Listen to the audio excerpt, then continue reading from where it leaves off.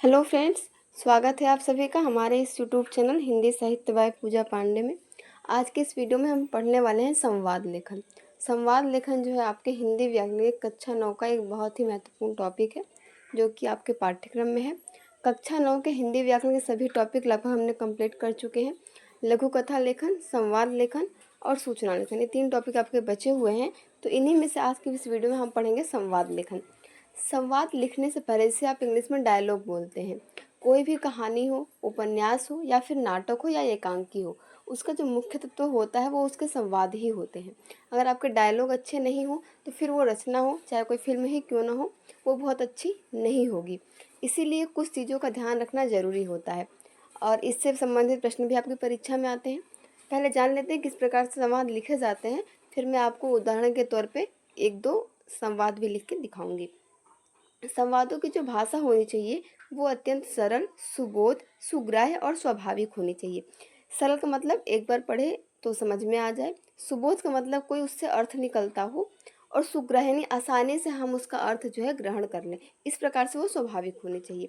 विषय से संबंधित सरस और रोचक संवाद जो आकर्षक होते हैं, हम वैसे ही संवाद डालें जैसे आपने देखा होगा किसी पिक्चर वगैरह में कि जो डायलॉग्स होते हैं, जो परिस्थिति में बोले जाते हैं वहाँ पे वो शूट करते हैं। अगर वही डायलॉग जो है किसी और सिचुएशन में बोले जाए, किसी और परिस्थिति में बोले जाए, तो वहाँ पे रुचिकर नहीं होते। इसलिए जहाँ पे जिस संवाद की ज़रूरत हो वो वहीं पे होना चाहिए। और हमें संवाद लेखन में उचित संबोधना को भी प्रयोग करना, जैसे हमारे कोई बड़े से हम बात कर रहे हैं तो आदर सूचक हो, छोटे से बात करें तो कोई स्नेह सूचक जो संबोधन हो उनका प्रयोग करना चाहिए। पात्रों के विचार, हाव भाव और विभिन्न जो मुद्राएं होती हैं उनको भी हमें एक ब्रैकेट में यानी कोष्टक में करके लिख देना चाहिए, क्योंकि बात शब्द तो एक ही होते हैं, लेकिन अगर हम उसी को प्रसन्नता में बोलते हैं तो उसका अलग भाव निकलता है, किसी दुख के क्षण में बोलते हैं तो उसका अलग भाव निकलता है। जैसे ठीक है, ठीक है, देख इन दोनों में अंतर है ना। बस इसी प्रकार से जो भाव होते हैं, विभिन्न मुद्राएं होती हैं कि वो प्रसन्नता सूचक है या दुख बोधक है, तो उन्हें ब्रैकेट में लिख देना चाहिए। अनावश्यक विस्तार और औपचारिकताएं जो होती हैं वो अपेक्षित नहीं है। हमें जितना छोटे से छोटा हो सके उतना संवाद लेखन करना चाहिए, बहुत ज़्यादा उन्हें विस्तार नहीं देना चाहिए। सबसे ज़रूरी बात है संवाद लेखन में उचित विराम चिन्हों का प्रयोग अनिवार्य है, यानी जहाँ पर कामा की ज़रूरत है यानी अल्प विराम की ज़रूरत है वहाँ अल्प विराम हो, जहाँ पर विस्मयादि सूचक चिन्ह लगाने हो वहाँ वो हो, जहाँ पूर्ण विराम की अनिवार्यता हो वहाँ पर पूर्ण विराम हमें लगाना चाहिए। और कथा वस्तु जो हम संवाद लेखन में भी, जैसे आप नाटक ही ले लीजिए, वहाँ पे अलग अलग पात्रों के संबोधन होते हैं, लेकिन उस चीज़ में भी एक कथानक होता है, तो उसकी आधार भूमि, पात्रों की पृष्ठभूमि, उनकी शिक्षा आदि को देख कर ही संवाद लेखन लिखा जाना चाहिए। अब आइए मैं आपको एक दो संवाद लेखन दिखाती हूँ कि किस प्रकार से ये लिखा जाता है, जो कि आपकी परीक्षा के लिए बहुत ही महत्वपूर्ण और उपयोगी होगा। सबसे पहले हम देखते हैं कि साक्षरता मिशन पर दो मित्रों के मध्य जो है संवाद हो रहा है, यानी कि दो मित्र हैं वो आपस में बातचीत कर रहे हैं। विषय क्या है? तो साक्षरता मिशन है। अगर नाम दिया हो तो आप नाम लिखें, अन्यथा मित्र एक मित्र दो इस प्रकार से करके लिख सकते हैं। पहला मित्र कहता है, रोहन तुम गर्मी की छुट्टियों में भी रोज बस्ता लेकर कहाँ जाते हो? अब देखिए प्रश्न पूछ रहा था, प्रश्नवाचक चिन्ह आ गया। तो दूसरा मित्र कहता है, मैं पास की झुग्गी झोपड़ी में भी जाकर गरीब लोगों को पढ़ाता हूँ।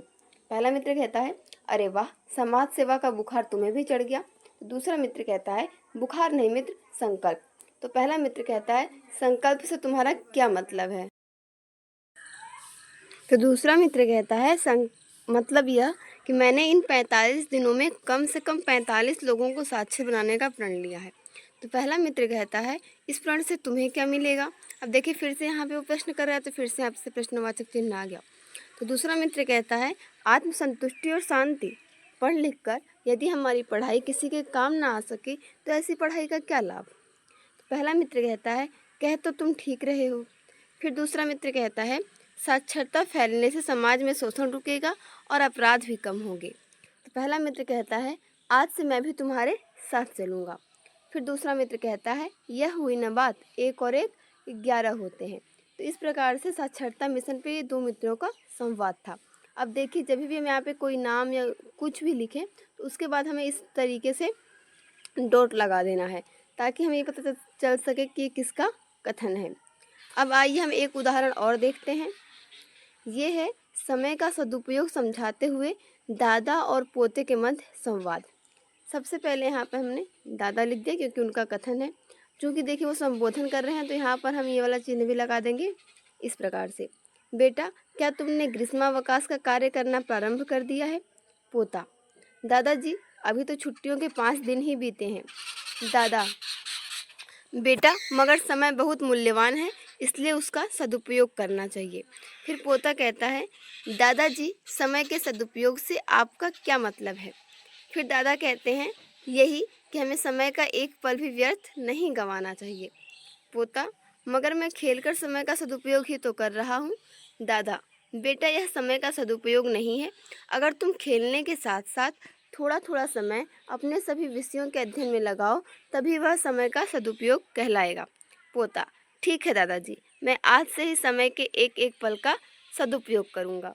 तो आपने देखा इस प्रकार से जो ये संवाद लेखन भी पूरा हुआ। तो हमने बहुत ही कम शब्दों में जो हम उद्देश्य था इस संवाद लेखन का वो हमने जाना। जैसे समय का सदुपयोग हुआ, या पिछले वाला साक्षरता मिशन पर 2 मित्रों के मध्य संवाद हुआ।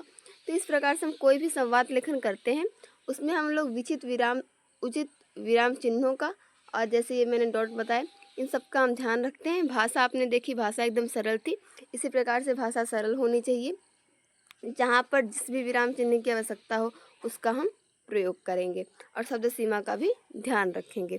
तो मुझे उम्मीद है ये वीडियो आपके लिए काफ़ी हेल्पफुल होगी संवाद लेखन जैसे प्रश्नों के उत्तर को लिखने में। मिलते हैं नेक्स्ट वीडियो में। Thank you for watching this video.